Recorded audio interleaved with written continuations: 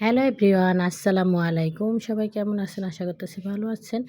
Share করব আজকে দুপুরে রান্না বাড়া। এই তো ডাঁটা দিয়ে মাছ দিয়ে রান্না করব, আর পাশাপাশি ডাঁটা শাক ভাজি করব। এটা কিন্তু গ্রাম থেকে একদম নরম নরম ডাঁটা শাক নিয়ে এসেছিল। সেখান থেকে আমি কিন্তু রেখে দিয়েছিলাম, যেহেতু রোজা ছিলাম, রান্না করা হয় নাই। আর এই তো এক পথ রান্না করলে তার খাওয়া হবে না, তো শাকটাও ধুয়ে নিতেছি।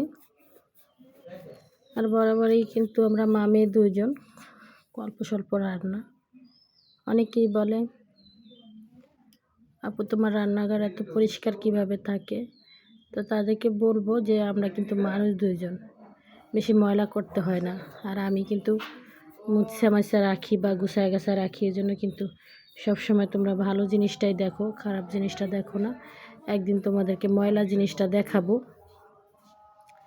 এই তো ভাত টিকা দেবো। এই দেখো আমি কিন্তু ক্লিপ দিয়ে ভাত টিকা দিতেছি, কারণ আমার হাজব্যান্ড এইভাবেই কিন্তু আমাকে দেওয়াটা শিখাইছে। কারণ যখন আমার হাজব্যান্ড বাইরে থেকে এসেছে, সে কিন্তু সকালবেলার ভাতটা রান্না করতো। আর আমার বাসা দেখো রোড সাইডে। শাকের আওয়াজ পাইতেছো? সব কিছু নিয়ে আসে, কাঁঠাল মাঠাল সব নিয়ে আসে, ফল টল যত আছে। তো আমার রান্না বাড়া কিন্তু শেষ। তখন কিন্তু সকালবেলার ভাতটা আমার হাজব্যান্ড রান্না করতো। সেই থেকে কিন্তু এই ক্লিপ লাগানোই, আজকে 2 বছর ধরে কিন্তু আমি এইভাবে ক্লিপ লাগাই আবার ঠিকা দিই। আর শাক ভাজিটা একদম জাস্ট ওয়াও এসেছে। আর খেতেও অনেক মজা হয়েছে। চিংড়ি মাছ দিছিলাম। তোমরা কে কে পছন্দ করো শাক ভাজি অবশ্যই জানাবা। সবাই আমার জন্য দোয়া করবা, আমিও সবার জন্য দোয়া করি। সবাই ভালো থাকবা। আল্লাহ হাফেজ।